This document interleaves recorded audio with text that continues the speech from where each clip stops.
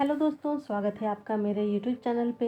अगर आपको मेरी कहानी पसंद आए तो लाइक करें और अगर आप मेरे चैनल पे नए हैं तो सब्सक्राइब करें। नीरज ने जब माँ कविता को पहली बार सौम्या से मिलवाया तो सौम्या उन्हें पहली नज़र में ही पसंद आ गई थी। सुंदर, स्मार्ट, खूब हंसमुख सौम्या का घर नीरज के घर के पास ही था। दोनों साथ में काम करते थे और अब उनका विवाह होने वाला था। सौम्या अपने माता पिता की इकलौती संतान थी। कविता की बेटी नैना का विवाह 2 साल पहले हुआ था। वह अपने पति के साथ लंदन में रहती थी। कविता और उनके पति विनोद बहुत ही उत्साहपूर्वक विवाह की तैयारी में व्यस्त थे। सौम्या कविता से फोन पर काफी संपर्क में रहती थी। अभी से ही वह कविता का दिल जीत चुकी थी। एक दिन सुबह कविता ने बेटे की फ़ोन पर बात सुनी कि वह सौम्या को कह रहा था कि सौम्या, मुझे तुमसे बस यही कहना है कि मेरी मम्मी को अपनी माँ समान ही समझना, उन्हें सास मत समझना। दीदी का जब से विवाह हुआ है उन्हें बहुत अकेलापन लगता है, तो तुम बिल्कुल अपनी माँ की तरह उनके साथ रहना। यह सुनकर कविता को अपने बेटे पर बहुत गर्व हो आया था और वह सोच रही थी कि मेरा बेटा कितना समझदार है। कविता का सौम्या को बहू बनाकर लाने का उत्साह और भी बढ़ गया था। वह दिन गिन रही थी कि कब बहू आए और उन्हें एक अच्छा साथ मिले। कुछ महीनों से उनका स्वास्थ्य भी ठीक नहीं था। फिर सौम्या घर की बहू बनकर आ गई। घर की दीवारें जैसे चहक उठी। कविता ने खुले दिल से उस पर स्नेह की वर्षा कर दी। पहले ही दिन सौम्या उनसे लिपट गई। मैं आपको नीरज की तरह मम्मी नहीं कहूँगी, मैं अपनी मम्मी को माँ कहती हूँ। आपको भी माँ ही कहूँगी। अब आप भी तो मेरी माँ ही है ना। हाँ बेटा, और क्या, मुझे अपनी माँ ही समझना, सास नहीं। यह सास बहू का रिश्ता मुझे भी कुछ डराता ही है। हम माँ बेटी की तरह रहेंगे। विनोद ने चुटकी ली कि अरे, सास बहू का कोई ड्रामा हमें घर में देखने नहीं मिलेगा, हम तो बोर हो जाएंगे। नीरज हंस पड़ा और सौम्या ने कहा, नहीं पापा, आपको सास बहू का कोई ड्रामा देखने नहीं मिलेगा। यह मेरी माँ है, सास नहीं। इतना सुनते ही कविता ने सौम्या को अपनी बाहों में भर लिया। नैना हंसती हुई यह सब देख रही थी। बोली, अच्छा तो यह बात है, अब तो आप मुझे याद ही नहीं करेंगी मम्मी। सौम्या ने कहा, अरे नहीं दीदी, एक घर में 2 बेटियां भी तो होती है ना। माँ के लिए तो हम सब बराबर ही हैं, है ना माँ। कविता तो ऐसी लाड़ दिखाने वाली बहू पाकर निहाल हो गई थी। हंसी खुशी के माहौल में एक हफ्ता खूब शानदार बीता। फिर नीरज और सौम्या एक हफ्ते के लिए हनीमून पर चले गए। वहां से भी सौम्या कविता को माँ माँ करके लगातार संपर्क में रही। कविता बहुत खुश थी।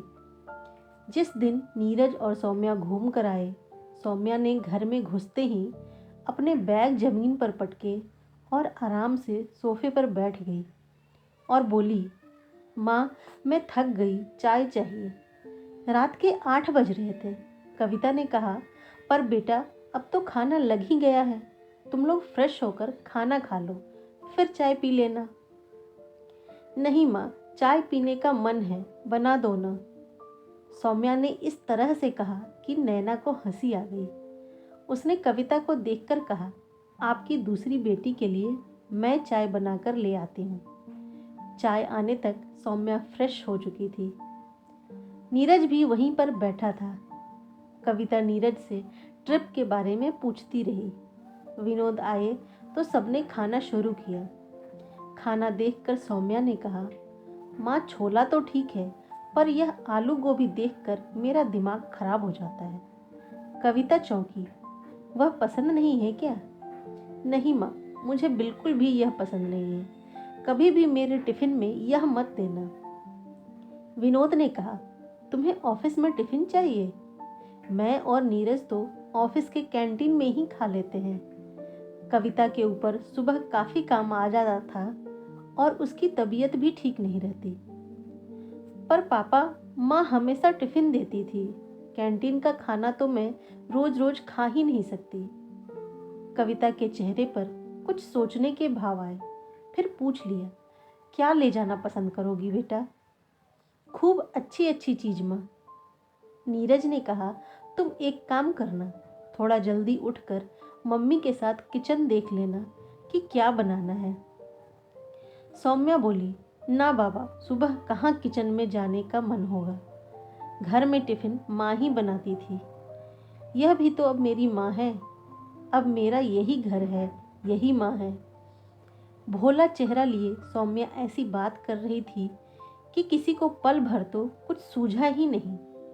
विनोद और नैना की नज़रें मिली। दोनों ने अपनी हंसी मुश्किल से रोका। नैना काफ़ी स्नेहिल स्वभाव की लड़की थी। बोली, मम्मी, आप मेरा टिफ़िन बनाती थी ना, अब सौम्या का भी बना देना। कविता ने ठंडी सांस लेते हुए हाँ में सिर हिला दिया।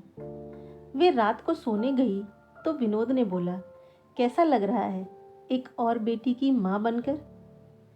कविता ने उन्हें घूरा तो वह हंस पड़े। रात के 11 बज रहे थे। इतने में सौम्या की आवाज़ आई, माँ माँ। अब क्या हुआ? कहती हुई कविता अपने बेडरूम से निकली। क्या हुआ बेटा? माँ, बहुत दिन हो गए, गरम दूध चाहिए। सोने से पहले मुझे गरम दूध पीने की आदत है। हाँ बिल्कुल बेटा, ले लो, तुम्हारा ही घर है। नहीं माँ, आप दे दो, मैं थक गई हूँ, प्लीज़ माँ। कविता को जैसे करंट लगा था। अभी तो किचन समेटकर फुर्सत मिली थी और किसी को दूध पीने की आदत थी ही नहीं। कविता दूध गर्म करके लाई। इतनी देर में सौम्या सोफे पर लेटकर अपने फ़ोन में कुछ कर रही थी। माँ की आवाज़ सुनकर नैना भी आ गई थी। सौम्या गटागट दूध पी गई और बोली, थैंक्स माँ, अब अच्छी नींद आएगी। माँ प्लीज़ मुझे रोज़ रात में दूध दे देना। फिर कविता से लिपटकर गुड नाइट बोलकर वह चली गई। उसके जाने के बाद नैना हंसने लगी। क्या हुआ माँ? नैना के कहने के ढंग पर कविता को भी हंसी आ गई। बोली, चुप रहो तुम। कहते हुए वह सोने गई तो विनोद ने फिर से बोला, क्या हुआ तुम्हारी नई बेटी को? माँ माँ क्यों कर रही थी? उसे दूध चाहिए था, अब रोज देना है उसे गर्म दूध, उसे अच्छा लगता है। दोनों इस बात पर हंसी मजाक करते रहे। कुछ दिन बाद नैना चली गई। सब अपने अपने रूटीन में व्यस्त थे। देखने में तो सब बहुत अच्छा चल रहा था, पर कविता की हालत इन 3 महीनों में पस्त हो चुकी थी। प्यारी सी लाड़ प्यार से लिपटती, नखरे उठाती बहू को किसी भी बात के लिए रोकने की कविता की हिम्मत ही नहीं होती थी। कविता ने विनोद से कहा, ऐसे नखरे तो नैना ने भी कभी नहीं उठवाया मुझसे। एक दिन सब डिनर कर रहे थे। नीरज ने बहुत ही प्यार से पूछा, मम्मी, अब आपको दीदी की कमी तो नहीं खलती ना? सौम्या तो आपके साथ अपनी माँ की तरह ही रहती है। सौम्या कविता का चेहरा देख रही थी। कविता ने उसके भोले से चेहरे को देखते हुए कहा, हाँ हाँ, अपनी माँ ही समझती है। सौम्या बहुत खुश हुई। उठकर कविता के गले में बाहें डाल दी और कहा, मैं इस घर में आकर कितनी खुश हूँ माँ, यह मैं बता नहीं सकती। विनोद बस कविता को देखकर मुस्कुरा दिए। वह अपनी पत्नी के बढ़े हुए काम, उनका कमर दर्द, थकान सब समझ रहे थे, पर सौम्या को क्या और कैसे कहा जाए समझ में नहीं आ रहा था। नया विवाह था, शुरू में ही कुछ कहकर मतभेद उत्पन्न नहीं करना चाहते थे। सौम्या से और कोई शिकायत भी तो नहीं थी किसी को। सबको बहुत प्यार करती थी, हमेशा खुश रहती थी। पूरा दिन ऑफिस में रहकर शाम को माँ माँ करती घर आती थी। कविता कैसे किसी बात पर उसे कुछ बोले? वह तो बहुत शांति पसंद और स्नेहिल स्वभाव की महिला थी। सौम्या को घर के कामों में हाथ बटाने का कोई शौक न था, ना उसे जरूरत महसूस हो रही थी। साफ सफाई वाली मेड ही कविता का हाथ बटा रही थी। एक दिन विनोद ने सलाह दी, कविता, मेड से ही कहो कि खाना भी बना दिया करे। अपनी नई बेटी से तो तुम्हें कुछ हेल्प मिलने के आसार नजर नहीं आ रहे। मेड पुरानी थी, घर की सदस्य की तरह ही थी। वह अब कविता के कहने के अनुसार खाना भी बनाने लगी थी। कविता को कुछ आराम हुआ बैक पेन में। सौम्या के आ जाने से पहले वह सब संभाल तो रही थी, पर जब से सौम्या आई थी उनका काम बढ़ गया था। पहले तो जो भी बनता था तीनों खा लेते थे, पर सौम्या के खाने पीने में खूब नखरे थे। उसके लिए कुछ अलग ही अचानक बनाना पड़ जाता था। माँ माँ करके कुछ फरमाइश करती तो कविता मना ही नहीं कर पाती थी। एक दिन रात को सब डिनर कर रहे थे। सौम्या चुप सी थी। कविता ने पूछा, क्या हुआ बेटा, थक गई हो क्या, बहुत चुप हो। सौम्या ने बोला, एक बात कहूँ। अरे बोलो ना, क्या हुआ। माँ, मुझे आंटी के हाथ का खाना उतना अच्छा नहीं लग रहा है। माँ, आप जैसी रोटी नहीं है उनकी। नीरज ने कहा, तो क्या हुआ, यह भी काफी अच्छी है, पर मुझे माँ के हाथ की रोटी अच्छी लगती है ना। चुपचाप खा लो सौम्या, खाना अच्छा है, नीरज ने फिर कहा। पर सौम्या तो अपनी तरह की एक ही बहू थी। बोली, माँ बस मेरे लिए 2 रोटी बना दोगी कल से प्लीज। कविता को धक्का सा लगा। क्या है यह लड़की, समझ ही नहीं आया क्या कहें। सौम्या ने फिर कहा, बस मेरी 2 रोटी बनाने में तो आपको तकलीफ नहीं होगी ना माँ। नीरज ने कहा, अरे चुपचाप खा लो, जैसी बनी हो। एक तो तुम कुछ काम भी नहीं करती, क्यों माँ का काम बढ़ाती रहती हो। सौम्या ने उसे घूरा, तुम चुप रहो, मैं अपनी माँ से बात कर रही हूँ, तुम्हें क्या परेशानी है। विनोद और कविता एक दूसरे का मुंह देख रहे थे कि अब क्या कहें। कविता ने कह दिया, हाँ बना दूंगी। ओ माँ, आप कितनी अच्छी हो, बिल्कुल मेरी माँ की तरह। वह भी मेरी हर बात मान जाती है। कहते कहते उठकर उसने कविता के गले में बाहें डाल दी। सोने से पहले सौम्या को गर्म दूध का गिलास पकड़ाकर कविता कमरे में आई। आंखों पर हाथ रखकर लेट गई। आज दिन भर उनकी तबीयत ढीली ही थी। विनोद ने पूछा, क्या हुआ।